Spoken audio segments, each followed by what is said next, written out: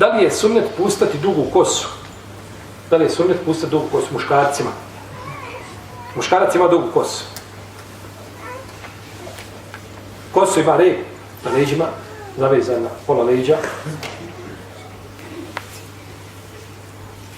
Onda prolazi ulicom, nekoga pita, jeste slobodni? Braćo moja, poslanik je sasvim imao kosu nekad do pola uha. Nekad do mehkog dijela uha, a nekad do ramena. Kako došlo od Isanesa kod muslima.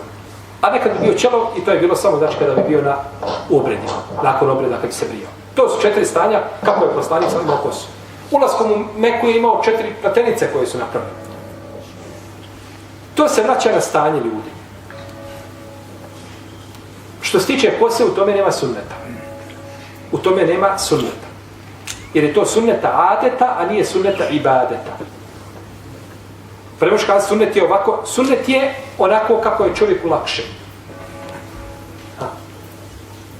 Ali je danas postala duga kosa oličje i odlika fasika i fađira. Duga kosa i gitara. Duga kosa i haljina i dervišanje, okretanje u krug, plesovi. Znači, postala je oličje oni koji nisu na uputi. I zato kažemo ljudima, kad vidiš Ibnu Baza, Ibnu Semina da ima dugu kosu, pa napusti. Šeha Feuzana, šeha Šenkitija, pa napusti. Šeha Ebu Ishaka, šeha pusti odmah dugu kosu. Naša ulema bila, ali niko nije imao dugu kosu.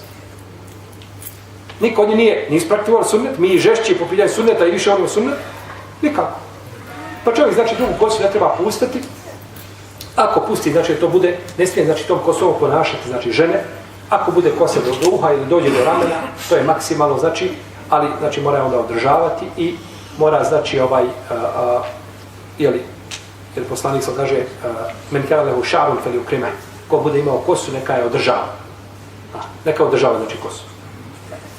Tako da je pustanje, znači, kose nije sunnet ibadeta, nego je sunnet adeta. Pa kako god da uradiš, ova ima kraću, ova ima dužu, da se kaže, ova ima veću nagradu, to nema, znači, to nije vezano za ibadet. جمال الوجود بذكر الإله وتصفو الحياة بنور هداه